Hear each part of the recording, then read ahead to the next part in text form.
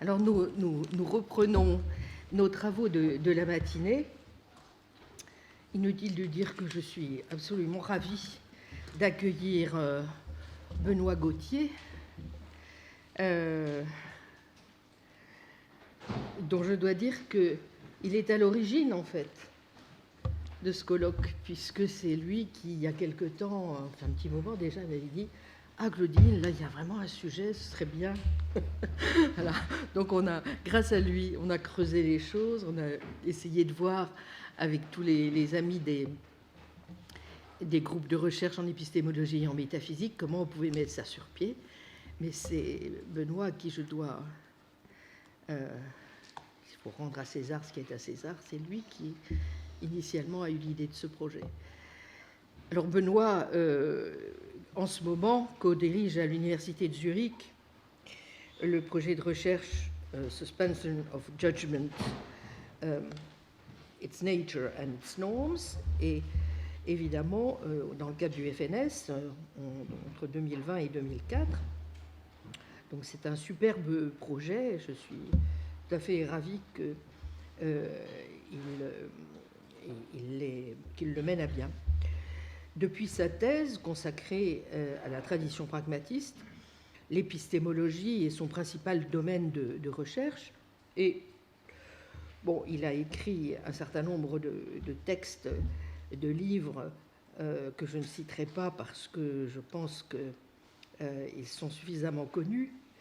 Ce que je crois tout à fait important de noter, en revanche, c'est que il a un projet de livre dont j'espère qu'il paraîtra bientôt. Je crois qu'il est prévu chez Agone en 2023 sur la possibilité du progrès. Bien. Donc j'en ai dit un mot tout à l'heure en présentant mon exposé. Je suis extrêmement curieuse de savoir comment il va aborder cette question. En tout cas, il travaille actuellement principalement sur la nature métaphysique des attitudes doxastiques et sur l'épistémologie de la philosophie. Et donc, nous attendons avec impatience ce qu'il va nous dire sur sa manière de concevoir ce que pourraient être les essences et quelles essences pour la philosophie. À vous, cher Benoît. Ouais, merci Claudine pour cette invitation et pour avoir été enthousiaste à l'idée de ce projet de colloque depuis le démarrage, qui a dû être reporté pendant 1 an ou 2 ans pour les raisons qu'on sait. Donc je suis particulièrement heureux que nos activités redémarrent avec ce projet, avec ce colloque, et, alors pas spécialement avec ce que je vais raconter, mais avec ce colloque. Pour que la chose puisse être comprise dans les 2 langues, français et anglais, je parlerai en français, mais toutes les slides sont en anglais, et j'ai fait l'effort de mettre tout le contenu de ce que je raconte dans les slides. Alors ça les rend horribles, mais ça les rend... ça fait qu'elles correspondent à ce que je raconte. Alors, c'est un sujet, c'est une présentation que j'ai déjà faite à quelques reprises, donc je m'excuse pour ceux qui l'ont déjà en partie entendu à Zurich. Je l'ai fait aussi dans le cadre des activités du GEM, mais à chaque fois, j'ai pu bénéficier des retours que j'ai eus, donc c'est le jeu, a été complété, j'ose pas dire amélioré, mais en tout cas complété, et rectifié parfois, et donc là, c'est le produit de ces échanges, notamment avec les membres du GEM il y a quelques mois, je crois. Donc, quelles essences pour la philosophie?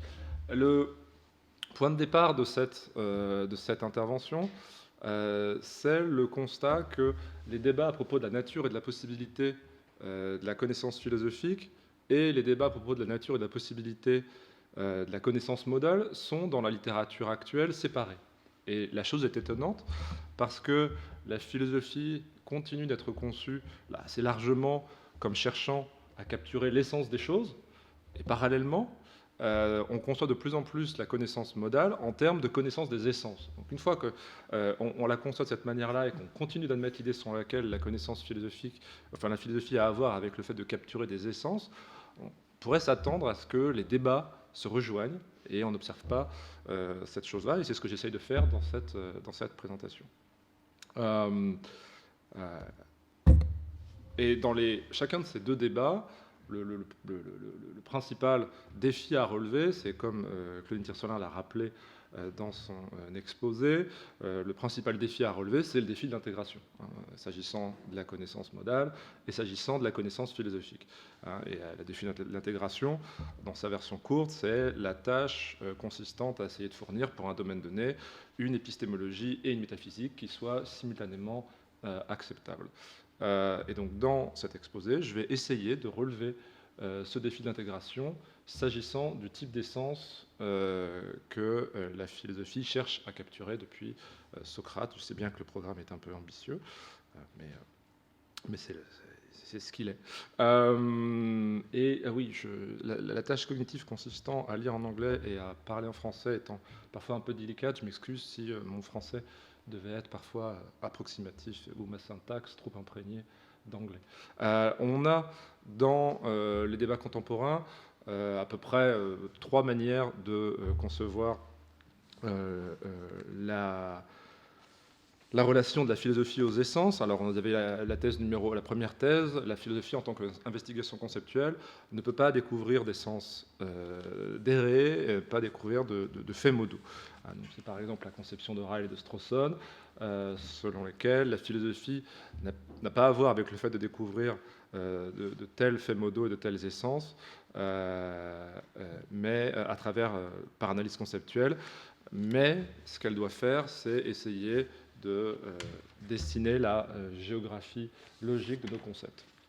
La métaphysique, pour Strawson, comme le rappelle Agnew Glock, en tout cas pour utiliser ces mots, reflète notre schème conceptuel, la structure fondamentale de notre pensée.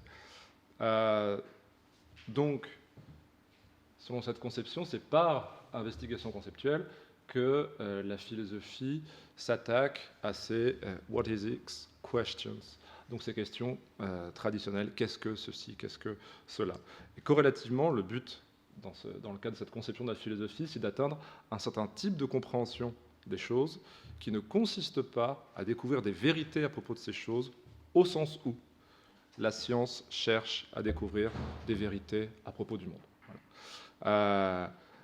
Selon cette conception, les essences en question doivent être clarifiées, comprises, plutôt que connues. C'est ce qu'on retrouve souvent énoncé. Et deux avantages de cette, ou plutôt un seul et même avantage de cette conception de la philosophie, c'est comme le dit Amy Thomasson, ça lui permet d'éviter d'être en position de rivalité avec la science. C'est déjà un avantage, au moins les territoires sont bien délimités. Et donc si cette conception de la philosophie était vraie, bon, on éviterait d'avoir une forme de rivalité avec la science. Le second avantage de cette conception, c'est qu'elle permet d'échapper au mystère épistémique engendré par l'idée que les affirmations modales que l'on fait en philosophie sont des affirmations descriptives qui requièrent des worldly truth makers. Ça, je n'essaierai pas de le traduire tout de suite, comme ça, au débeauté. Ouais, il y a un peu l'idée sur laquelle il serait étonnant que par investigation conceptuelle, on puisse dégager des vérités à propos de faits modaux réels. Alors, il est assez pratique de dire, bah non, c'est pas ce qu'on essaye de faire, et donc cette conception-là quand on a cette conception-là de la philosophie, et donc on n'a pas à essayer d'expliquer comment il serait possible, en clarifiant des concepts, de dire des choses à propos des essences réelles qu'il y a dans le monde et des faits modaux qui s'en suivent selon certaines conceptions des essences. Bon, vous avez par opposition, si on veut, à cette conception de la philosophie comme investigation conceptuelle, l'idée sur laquelle la philosophie, elle est continue, elle est en relation de continuité avec la science, et elle peut découvrir des essences et des faits modaux dérés. Vous avez notamment la version naturaliste, selon laquelle la philosophie ne consiste pas en investigation conceptuelle, purement conceptuelle, mais continue, ou est même en continuité, ou est même une partie de la science. Donc, il y avait par exemple David Papineau, que je crois aussi que Claudine a mentionné dans sa présentation, défend ce genre de point de vue en disant par exemple que comme la science, la philosophie a à voir avec le fait d'évaluer et de développer des théories synthétiques à propos du monde.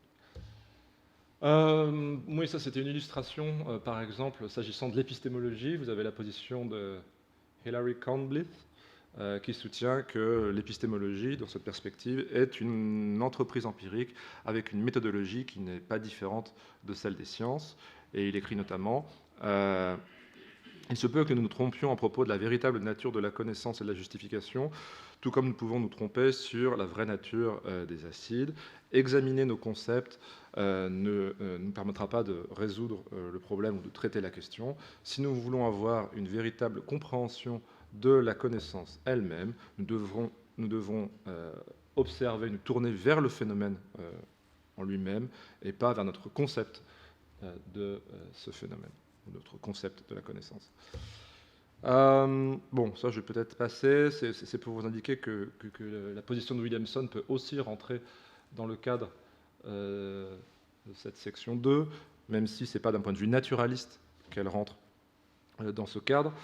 Pour Williamson, la philosophie à avoir vise principalement à découvrir quels types fondamentaux de choses il y a, et quelles propriétés ils possèdent, quelles relations sont en place, et plus spécifiquement, il s'agit de découvrir ce qui est métaphysiquement nécessaire et pas uniquement ce qui est conceptuellement nécessaire lorsqu'on fait de la philosophie. Mais il n'affirme pas ces choses depuis un point de vue naturaliste, puisque la philosophie peut être en partie au moins pratiquée en fauteuil, en ayant recours cependant aux mêmes capacités cognitives qui sont celles qui sont impliquées dans nos évaluations quotidiennes de contrefactuels. L'idée, c'est que, puisque ce sont les mêmes capacités qui sont impliquées, et que s'agissant de nos raisonnements contrefactuels ordinaires qui ont à voir avec le cours empirique des choses, ces capacités ont un certain degré de fiabilité, et il s'ensuit qu'on peut attendre le même degré de fiabilité de l'usage de ces capacités lorsque on fait de la philosophie qui a aussi à voir avec des raisonnements contrefactuels. Voilà, pour l'essentiel, c'est ça l'idée. Bon, et puis vous avez une troisième conception de la philosophie dans sa relation aux essences, dans les débats contemporains. Il y en a d'autres, hein, mais j'en ai pris 3 qui me semblent dominantes ou frappantes. La conception d'E.G. Lowe, selon laquelle la philosophie n'est pas une entreprise d'investigation conceptuelle, mais peut découvrir des essences, des faits modaux dérés, tout en n'étant pas en continuité avec la science. Voilà. Donc ça, c'est la combinaison d'E.G. Lowe.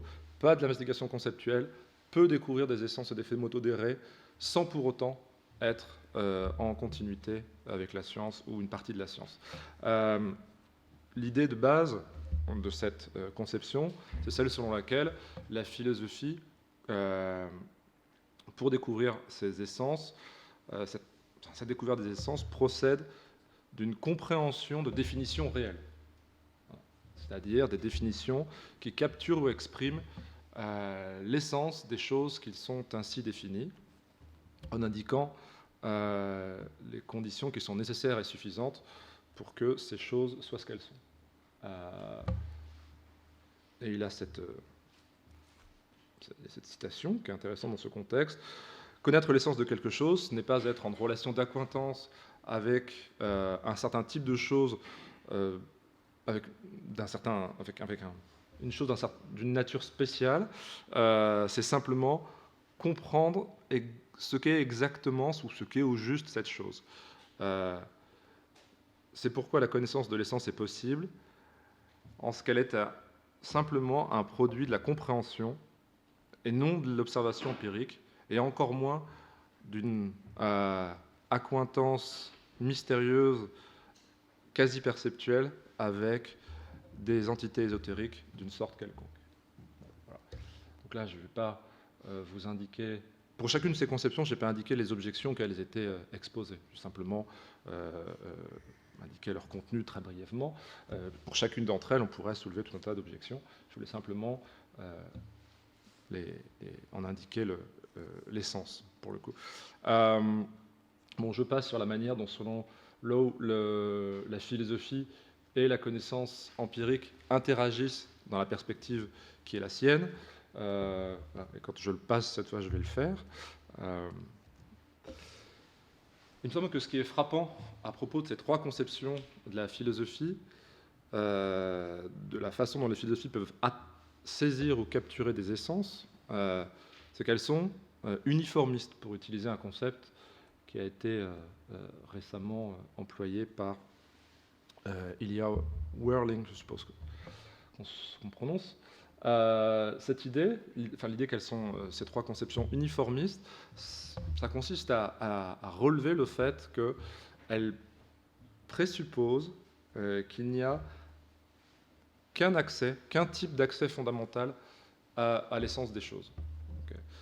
Et à des choses qui sont aussi diverses que des personnes, de la connaissance ou de l'or. C'est-à-dire que quand on se demande ce qu'est l'essence de l'or, l'essence des personnes, l'essence de la connaissance, selon ces trois conceptions que j'ai brièvement indiquées, elles disent, voilà la manière dont on peut connaître ces choses ou comprendre ces choses sans faire de distinction entre ces choses, au sens où elles ne disent pas s'agissant des personnes, il faut procéder comme ci, s'agissant de la connaissance, il faut procéder comme ça, s'agissant de l'or, il faut encore procéder autrement pour connaître l'essence de ces choses, à supposer qu'il y en ait une.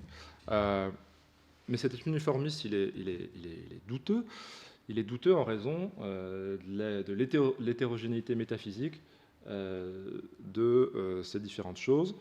Et en particulier, au-delà de ces différentes choses, il est douteux notamment en vertu de la différence qui existe entre les entités concrètes et les entités abstraites. Il est douteux que l'on ait accès à l'essence d'entités concrètes et à l'essence d'entités abstraites de la même manière. Et en vertu de cette hétérogénéité, Sandra Roca-Reyes écrit qu'on devrait être suspicieux vis-à-vis de toute tentative uniforme d'expliquer comment la connaissance des essences est possible, tentative qui ne soit pas sensible à cette hétérogénéité métaphysique. Donc de ce point de vue-là, elle indique pourquoi la conception qu'elle développe à propos de la connaissance des essences des entités concrètes ne peut pas valoir ou s'applique mal pour la connaissance des essences ou la connaissance modale, des vérités modales concernant des entités abstraites. Et la différence, vous savez, métaphysique principale entre entités concrètes et entités abstraites, c'est le fait que, contrairement aux entités concrètes, les abstracta sont dépourvus de localisation spatio-temporelle et de pouvoirs causaux. De ce point de vue-là, il est plus difficile de comprendre comment il pourrait y avoir, par exemple, une connaissance empirique de ces abstracta en vertu de ce défaut, ce double de leur... en vertu du fait qu'ils ne possèdent pas ces propriétés, à savoir des pouvoirs causaux et une localisation spatio-temporelle. Et donc, vous avez ce qui se dessine, c'est l'idée selon laquelle, puisqu'il ne semble pas pouvoir y avoir de connaissances empiriques des abstracta, et que, corrélativement, l'idée d'une connaissance a priori des essences d'entités concrètes est douteuse, alors il semble bien qu'il y ait deux routes qui se dessinent pour conduire à la connaissance des essences, une route a priori et une route a posteriori. En tout cas, ça semble assez naturel dans le contexte que j'ai indiqué.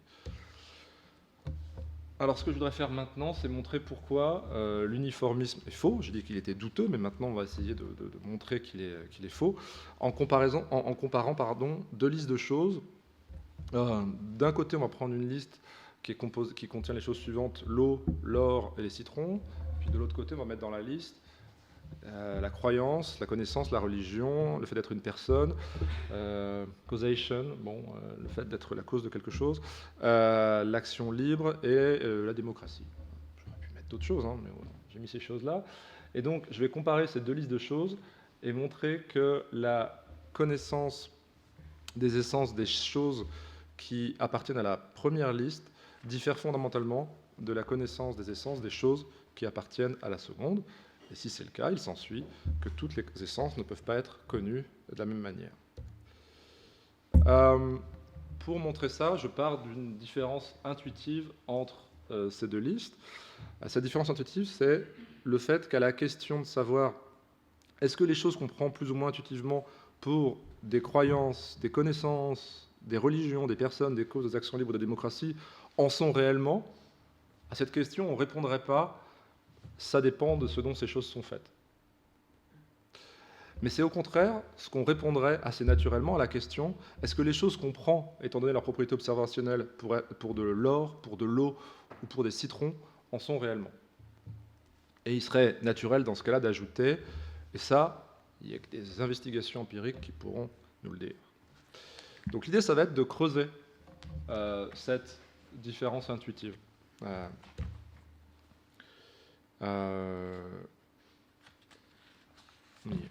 Ça, c'est pareil. C'était juste pour indiquer que ce que j'ai raconté à propos de l'eau, ça marche aussi pour des citrons. Ça marche aussi pour... ouais, ça marche pour des citrons aussi. On ne dirait pas... à propos de deux choses qui sont dans un panier qu'on tient pour des citrons sur la base de leur apparence, à propos de deux lingots sur une table que l'on tient pour être deux lingots d'or, ou à propos de deux verres sur la table que l'on tient pour être des verres d'eau. Alors, à la question de savoir si ces choses sont réellement identiques en nature, on répondrait il faut voir de quoi ces choses sont faites, et ça, il n'y a que des investigations empiriques qui pourront nous le dire. Mais ce n'est pas à nouveau comme ça qu'on répondrait à la question est-ce que ces deux croyances qu'on tient pour être de la connaissance, est-ce que ces deux pratiques que l'on tient pour être des cas de religion, est-ce que ces deux êtres que l'on tient pour être des personnes sont réellement identiques en nature? On ne répondrait pas, ça dépend de ce dont ces choses sont faites. Alors, l'idée selon laquelle la constitution matérielle sous-jacente des choses, ou ce dont elles sont faites, détermine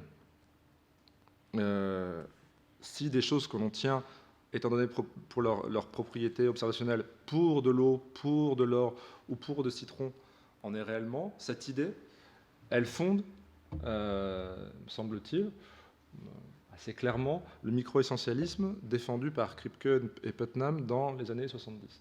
Alors je vais dire quelques mots très brièvement de ce micro-essentialisme, même si c'est peut-être pas nécessaire à mon propos. C'est simplement pour essayer de dégager la connexion entre cette idée et le micro-essentialisme, pour montrer que donc cette idée le fonde, et pour montrer aussi qu'il y a toute une partie du micro-essentialisme qui me semble assez solide et pouvoir être dégagée d'aspects qui sont problématiques. Alors voilà, selon le micro-essentialisme, pour que les deux lingots sur mon bureau soient des lingots d'or, ou pour que deux membres d'une même espèce naturelle en soi, ou pour qu'on ait affaire à deux instances d'une même substance, il est nécessaire et suffisant que ces choses aient la même constitution atomique, et cette constitution atomique constitue l'essence de l'or. Ça, c'est pareil avec l'eau. Il faut que les deux liquides, les deux verres en question, contiennent un liquide qui possède la même microstructure qui fait de l'eau la substance chimique qu'elle est. Okay. Alors, question de savoir si c'est H2O, elle est disputée, mais bon, c'est clairement pas H2O en fait. Mais on n'a pas le temps d'en parler. Et la chose vaut mutatis mutandis aussi pour les espèces biologiques, pour les biological kinds, et on va voir que c'est pas la même chose que les biological species, pour les types biologiques, mettons, dans le cas desquels l'ADN est la microstructure pertinente, et pour que des choses que l'on tient pour des citrons ou des tigres soient des instances du même type biologique, il est nécessaire et suffisant que leur ADN soit suffisamment similaire. Alors, une note à propos de ce suffisamment similaire et de ces types biologiques, je ne sais pas comment on dit en français. Cette idée, elle est compatible avec le fait d'admettre que, s'agissant des entités biologiques comme les tigres ou les citrons, on a affaire à un continuum de caractéristiques génétiques au sein duquel il n'y a pas d'articulation privilégiée qu'il faudrait identifier. Ce qui rend chaque groupement de ces entités sur la base de leur ADN partiellement arbitraire, inévitablement. Mais il me semble que ce fait ne change absolument rien au fait que ce soit leur ADN qui détermine leur degré de similarité en nature, le degré auquel ces choses sont de nature similaire, et c'est au fait que ce soit leur ADN donc, qui détermine quelles sont parmi ces entités celles qui sont plus ou moins proches les unes des autres. Bon, je vais peut-être passer sur la différence entre biological kinds and biological species. Je passe, voilà. Donc maintenant, sur ce que le microessentialisme implique et n'implique pas. Il signifie que les propriétés microscopiques en question sont responsables des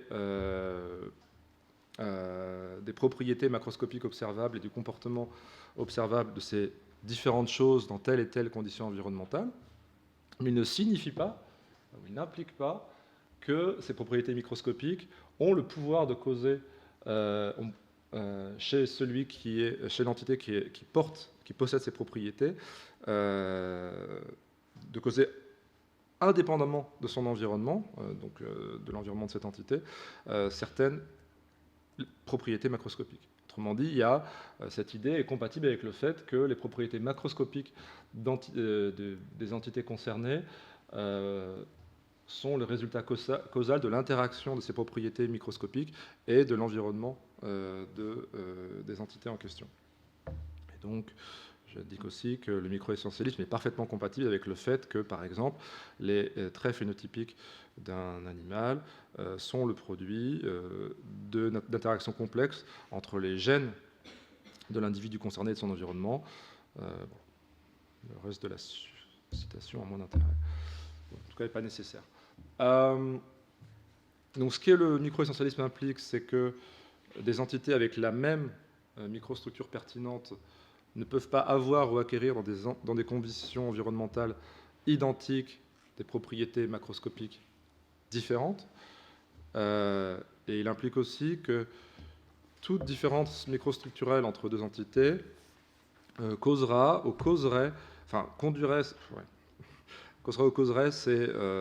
chez ces entités, serait la cause chez ces entités de l'acquisition de différentes propriétés macroscopiques dans certaines conditions environnementales possibles. Je pense que j'ai traduit n'importe comment ce que est écrit ici en anglais, mais vous aurez rectifié. OK. Alors ça, c'est peut-être la pire slide. Rassurez-vous, c'est la dernière de ce genre. Il y en a d'autres. Donc, comme je l'ai dit, cette idée selon laquelle la constitution matérielle sous-jacente détermine de certaines choses comme celles que l'on tient pour de l'eau, de l'or ou des citrons détermine s'ils en sont réellement. Elle fonde le microessentialisme, mais le point sur lequel que je voudrais relever, c'est que cette idée, elle n'est pas le produit d'une découverte empirique. Okay. On n'a pas découvert empiriquement que c'est ce dont ce lingot est fait. C'est ça. On n'a pas découvert empiriquement que c'est sa constitution matérielle sous-jacente qui détermine si ce lingot est réellement ou non de l'or. Okay. Ça, c'est un point important. Cette chose-là n'est pas le produit d'une découverte empirique. Ce qu'on a découvert empiriquement, par contre, il y a plus d'un siècle, c'est que cette constitution matérielle sous-jacente, elle consiste en la microstructure du lingot. Ça, c'est une découverte empirique. Mais le fait que ce soit ce dont ce lingot est fait qui détermine son essence, cette chose-là n'est pas le produit d'une découverte empirique. De même, la vérité selon laquelle c'est par des moyens empiriques que l'on peut espérer découvrir la microstructure du lingot, cette vérité-là n'est pas elle-même non plus une vérité empirique. On n'a pas découvert empiriquement que c'est empiriquement qu'on peut espérer découvrir ce dont le lingot est fait. Et ces observations-là expliquent pourquoi on ne dirait pas « Ah, j'espère qu'on n'est pas dans l'erreur » quand on pense que c'est ce dont un lingot est fait, qui détermine ce qu'il est. On ne dit pas non plus « Ah, j'espère qu'on n'est pas dans l'erreur » lorsqu'on juge que c'est empiriquement qu'on peut découvrir ce dont ce lingot est fait. Par contre, à l'inverse, on peut dire, il fait parfaitement sens de dire « J'espère que l'on ne se trompe pas lorsqu'on juge que c'est sa microstructure qui nous dit ce dont ce lingot est fait. » Ou « J'espère qu'on ne se trompe pas lorsqu'on juge que sa microstructure est telle ou telle. » Okay. Conséquence de ce qui précède. Si ce qui précède est correct, il s'ensuit que, s'agissant de l'essence de ces choses, de l'eau, de l'or, des citrons, j'ai dit, je crois, c'est ni entièrement a priori, ni entièrement a posteriori qu'on les connaît.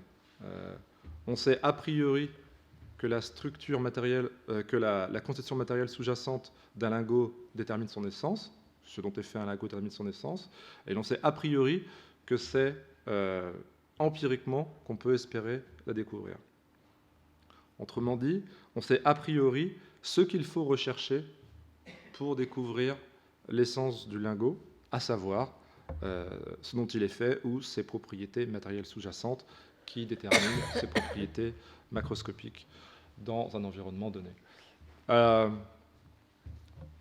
point important, c'est que le fait qu'on sache cela a priori est précisément ce qui rend cette découverte, la découverte de l'essence du lingot, possible. Pourquoi ? Parce que si ce n'était pas le cas, on n'aurait pas moyen de déterminer, en observant empiriquement ce lingot, quelles sont parmi ses propriétés celles qui sont essentielles et celles qui sont accidentelles. Pourquoi ? Parce que, comme Oderberg l'a souligné, le fait pour des propriétés d'être possédées de façon essentielle ou de façon accidentelle n'est pas quelque chose qui fait de différence observationnelle. Donc c'est parce qu'on sait ces choses a priori, en gros, qu'on sait quoi chercher. Tandis que si on ne savait pas cette chose-là de façon a priori, on observerait simplement tout un tas de propriétés à propos desquelles on ne pourrait pas empiriquement déterminer quelles sont parmi ces propriétés celles qui sont essentielles et celles qui sont accidentelles, en vertu à nouveau du fait que ce fait-là ne fait pas de différence observationnelle. Maintenant, tournons-nous vers l'autre liste de choses, qui est plus longue.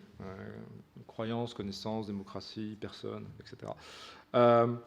Est-ce qu'il fait sens, à propos de se dire qu'on pourrait découvrir empiriquement leur essence, s'agissant de ces choses? Autrement dit, que de la même manière que, s'agissant de l'or et de l'eau, c'est par investigation empirique qu'on a découvert leur essence ou qu'on peut espérer découvrir leur essence, est-ce qu'on pourrait dire la même chose s'agissant de la connaissance, de la religion, du fait d'être une personne, etc. Cette idée, ça signifie la chose suivante, cet espoir, pour certains peut-être, cette idée, on peut la reformuler de la façon suivante. On pourrait empiriquement découvrir que quelque chose que l'on tient, étant donné notre concept de connaissance, par exemple, pour être une instance de connaissance, en réalité, n'en est pas. Voilà. C'est-à-dire que si le modèle, ce qui vaut pour l'eau ou l'or vaut pour la connaissance, on pourrait énoncer cette phrase. On pourrait découvrir empiriquement que des choses que l'on prend, étant donné notre concept de connaissance, pour des instances de connaissance, en réalité, n'en sont pas. Et il pourrait faire sens d'avoir peur de se tromper s'agissant de choses que l'on tient pour des instances de connaissance. Mais ce que je voudrais montrer, c'est que cette idée, et donc avec elle cette crainte, ne font pas sens. Donc voyons si les découvertes empiriques pourraient nous autoriser à dire la chose suivante. Je vais la citer. C'est la version en fait développée de cette idée. C'est toujours la même chose. Il s'agit juste de voir si cette idée peut faire sens. Il y a, et en la développant comme ça, je pense qu'on peut faire apparaître qu'elle n'en a pas. Il y a certaines conditions C que, selon notre concept ordinaire de connaissance, il faut satisfaire pour que quelque chose soit de la connaissance.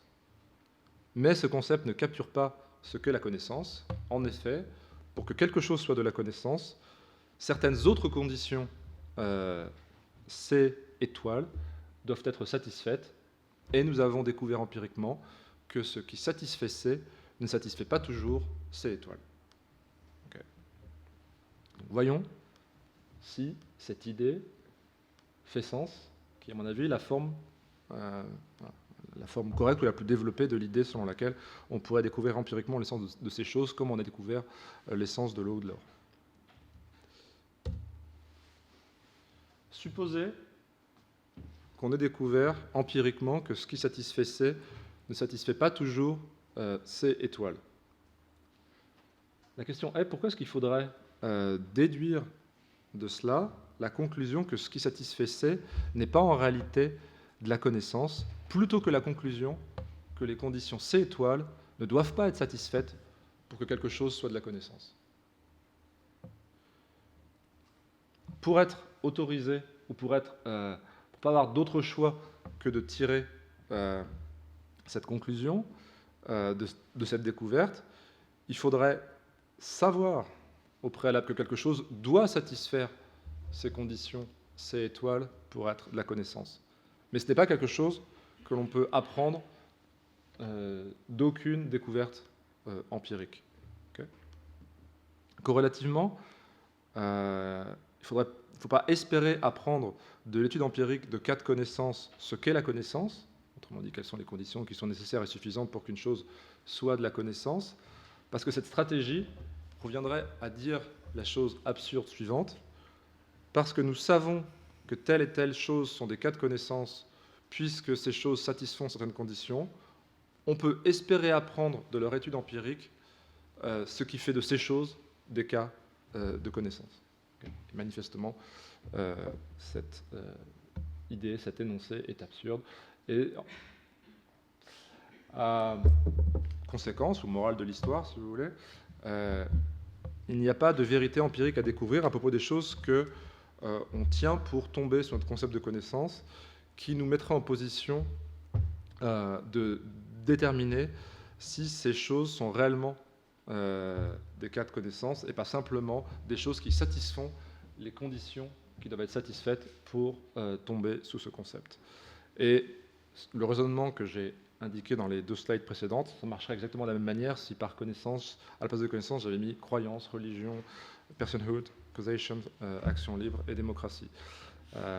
Et ça fait apparaître, vous avez peut-être reconnu qu'à propos de ça, là, que c'est en réalité une formulation du problème classique du critère, mais à travers la forme que je lui ai donnée, ça fait apparaître que ce problème classique du critère, il ne vaut pas simplement à propos de la connaissance, mais à propos de chacune de ces choses, et qui est donc bien plus général, et il s'étend bien au-delà de la question de savoir s'il est possible de définir la connaissance.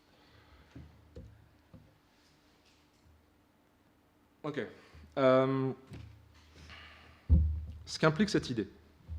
Donc l'idée selon laquelle, puisque c'est à laquelle on a abouti, l'idée selon laquelle l'essence des choses de la liste B, croyance, connaissance, personhood, etc., donc qu'implique cette idée selon laquelle l'essence de ces choses ne peut pas être empiriquement découverte.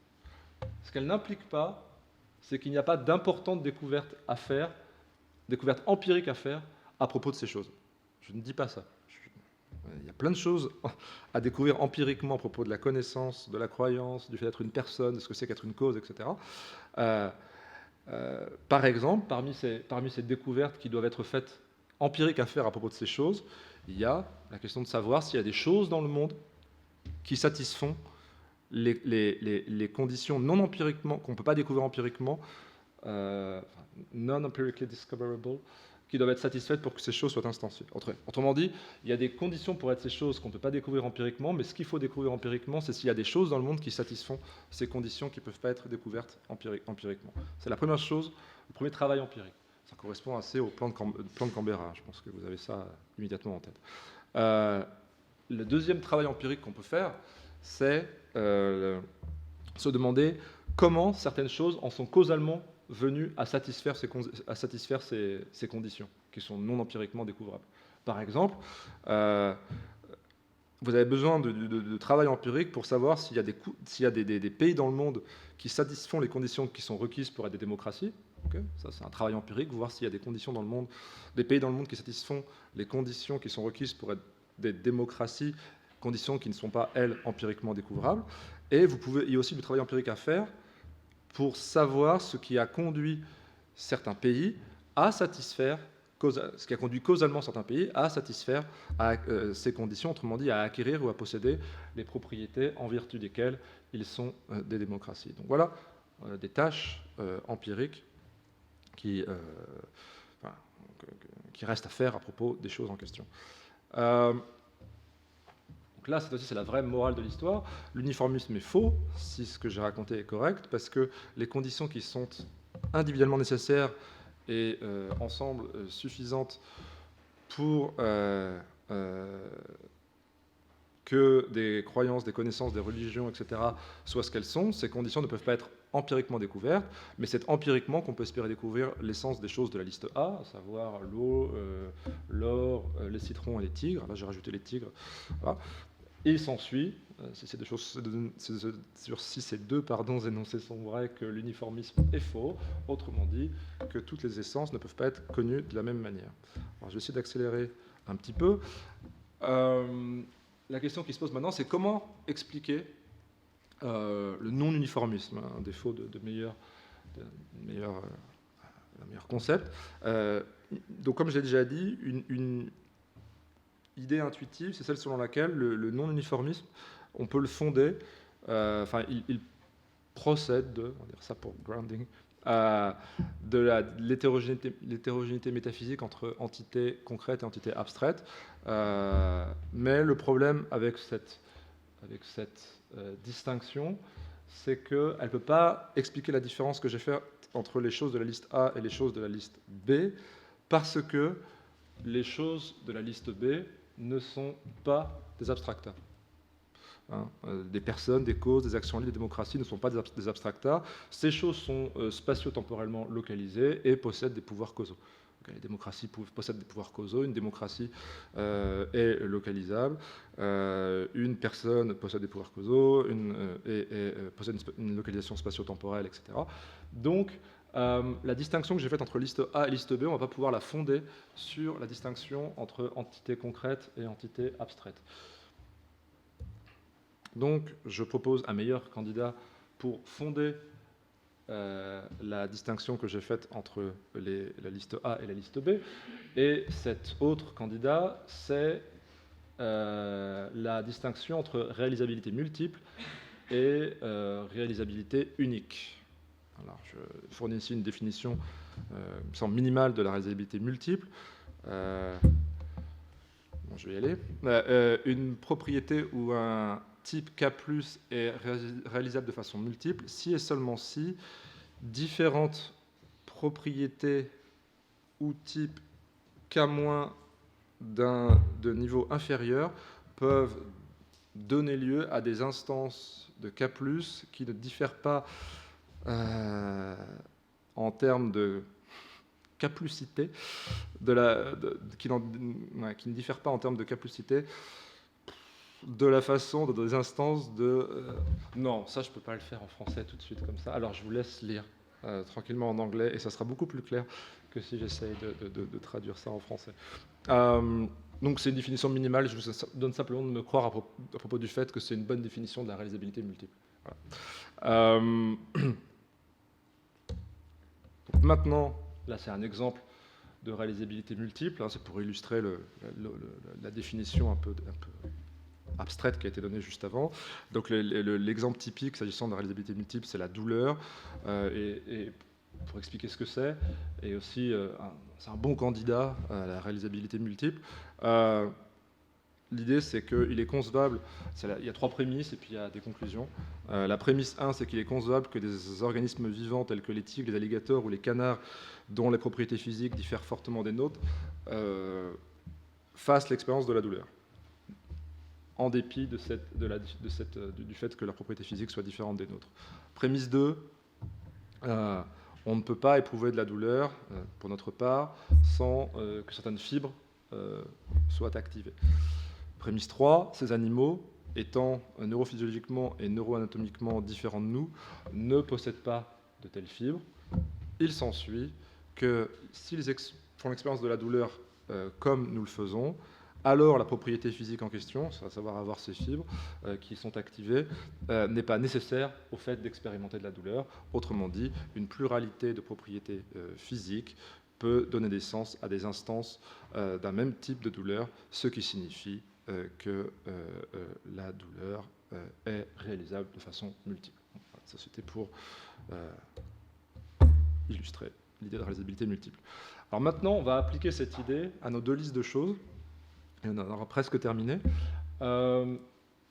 S'agissant de l'or, de l'eau, des citrons ou des tigres, leur microstructure leur est essentielle, et ça rend ces choses nécessairement réalisables de façon unique.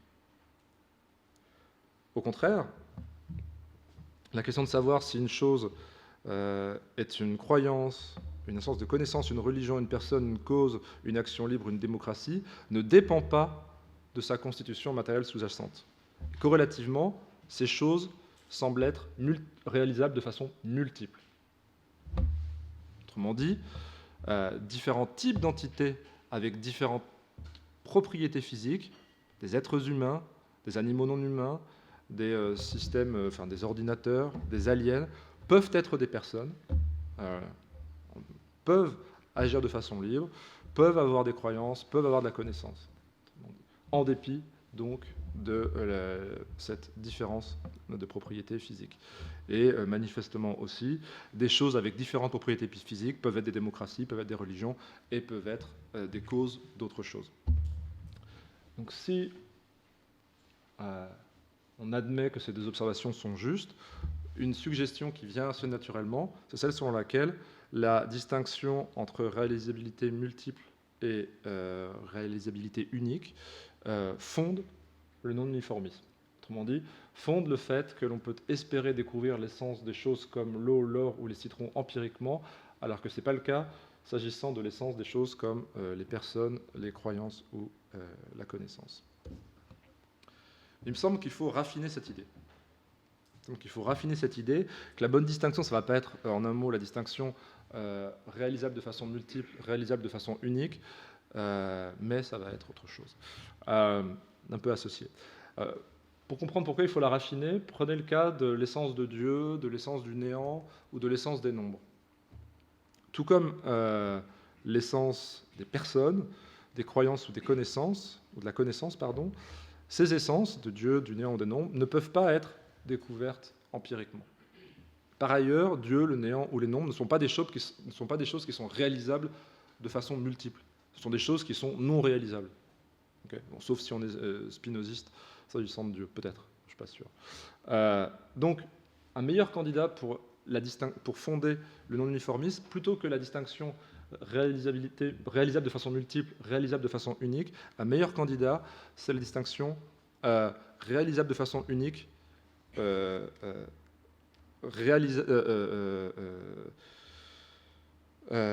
non réalisable de façon unique. Okay. Et quelque chose n'est pas réalisable de façon unique lorsqu'elle est soit réalisable de façon multiple, soit lorsqu'elle est non réalisable. Donc là, ça permet de rendre compte du cas de Dieu, du néant et des nombres. Bon, et ensuite, là, c'est simplement qu'il faut un peu, étant donné la définition qui a été donnée de réalisabilité multiple, être un peu plus précis quant à la formulation des choses. Il faut dire que cette distinction, qui selon moi fonde le non-uniformisme, elles doivent être formulées de la façon suivante. Les propriétés essentielles des choses de la liste B sont concevablement réalisables de façon multiple. Ça signifie que différentes propriétés physiques peuvent de façon concevable donner naissance à des instances des propriétés essentielles des choses de la liste B. Autrement dit, leurs propriétés essentielles, aux choses de la liste B, ne sont pas nécessairement réalisables de façon unique, contrairement aux propriétés essentielles des choses de la liste A, donc qui sont nécessairement réalisables de façon unique. Ce qui signifie que, s'agissant de ces choses de la liste A, il ne peut pas y avoir différentes propriétés physiques qui donnent naissance à des instances de ces propriétés essentielles, qui leur sont essentielles. Bon, je vais passer sur cette slide. C'était simplement pour vous dire que ça ne vaut pas simplement pour les objets ou les substances, mais aussi pour les événements et pour les processus. Donc, voilà. Ça marche de la même manière. Cela dit, ça va être important pour la suite.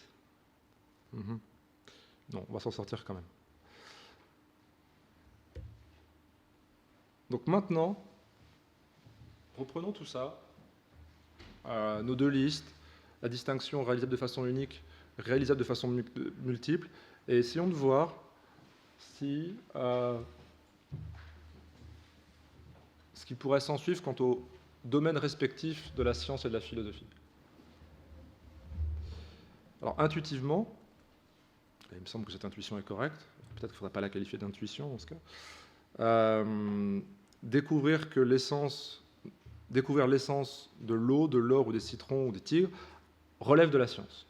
Okay.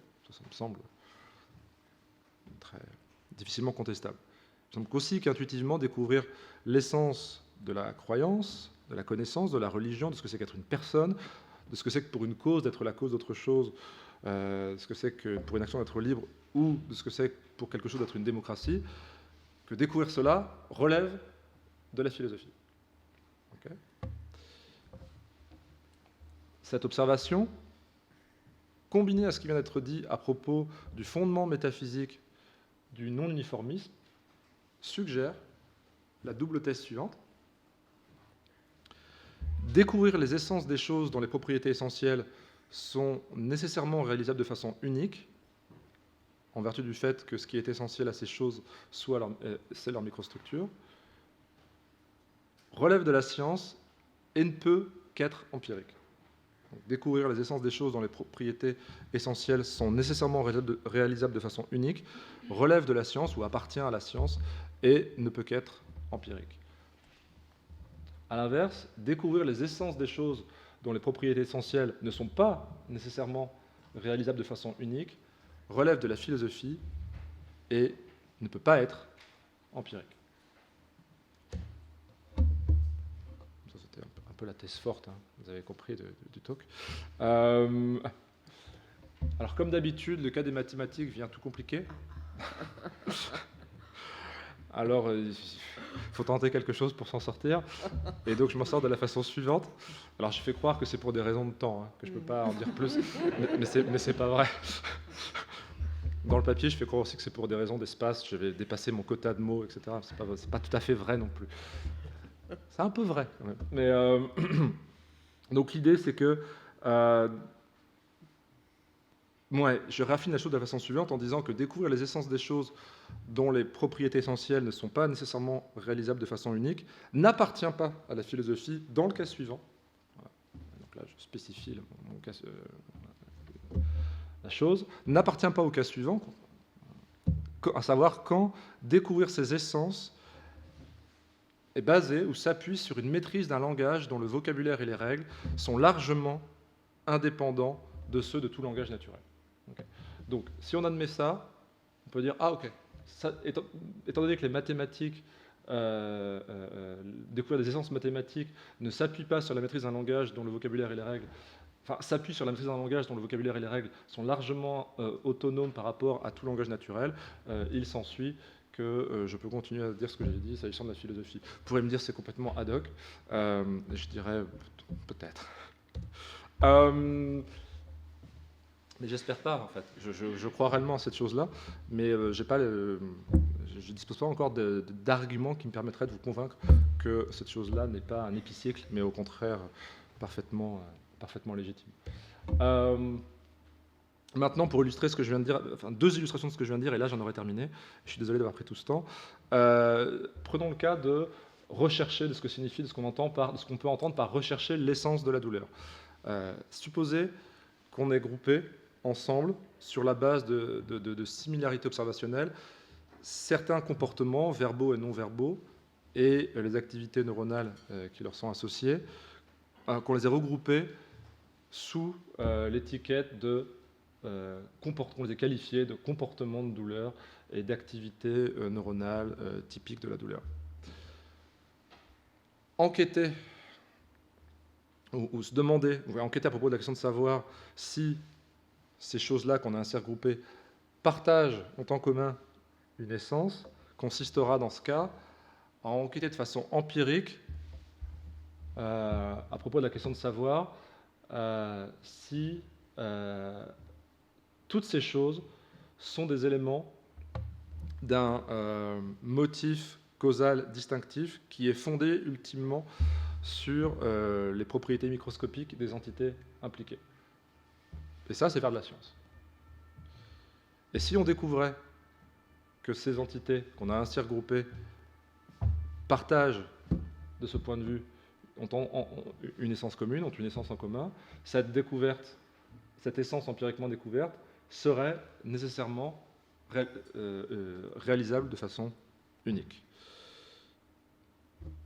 Tout comme si on avait découvert qu'un certain type de choses qu'on a observationnellement regroupées sous l'étiquette de citron partageaient, si on découvrait que ces choses-là partageaient, avaient en commun certaines caractéristiques génétiques. Mais si par rechercher l'essence de la douleur, on se demande si on peut avoir la douleur de quelqu'un, s'il peut y avoir des douleurs inconscientes, si une douleur peut être plaisante, s'agissant de ces questions-là, si c'est ce qu'on entend par rechercher l'essence de la douleur, il n'y a pas de découverte empirique qui pourrait être faite, qui permettrait de répondre à ces questions et qui pourrait ainsi nous permettre de saisir l'essence de la douleur. Corrélativement, lorsqu'on fait ça, lorsqu'on essaie de répondre à ces questions, on recherche l'essence d'une chose dont les propriétés essentielles sont de façon concevable, réalisables de façon multiple, et on fait de la philosophie. Donc, mon recoupement des distinctions continue de marcher. Bon, et ça, c'est la dernière slide. Voyons maintenant aussi ce qu'on peut entendre par rechercher l'essence de la connaissance. Si par rechercher l'essence de la connaissance, on veut dire enquêter de façon empirique sur la question de savoir si certains phénomènes qu'on a regroupés et sous l'étiquette d'instance de connaissance ont en commun un certain profil causal. Si on fait ça, lorsqu'on fait ça, on ne recherche pas l'essence de la connaissance au sens où on le fait lorsqu'on se demande si la connaissance est la croyance vraie justifiée. Lorsqu'on fait la première chose, on ne cherche pas les conditions qui sont nécessaires et suffisantes pour que quelque chose soit de la connaissance, parce que, comme j'ai déjà dit dans une slide précédente, il n'y aurait pas de sens à dire, puisque ci et ça sont des instances de connaissance, alors maintenant, regardons de façon empirique ce qui en fait des instances de connaissance et si c'en est réellement. Et la question dont je ne traiterai pas pendant cet exposé et qui se pose à ce point, c'est la question de savoir si les essences qui relèvent de la compétence de la philosophie, donc les essences des choses dont les propriétés essentielles sont de façon concevable, réalisables de façon multiple, la question de savoir si ces essences, qui donc ne peuvent pas être empiriquement découvertes, sont objectives ou indépendantes de l'esprit. On pourrait se demander si elles le sont tout autant que les essences qu'il appartient à la science de découvrir. Ce sera une question pour une prochaine fois. Je vous remercie de votre attention.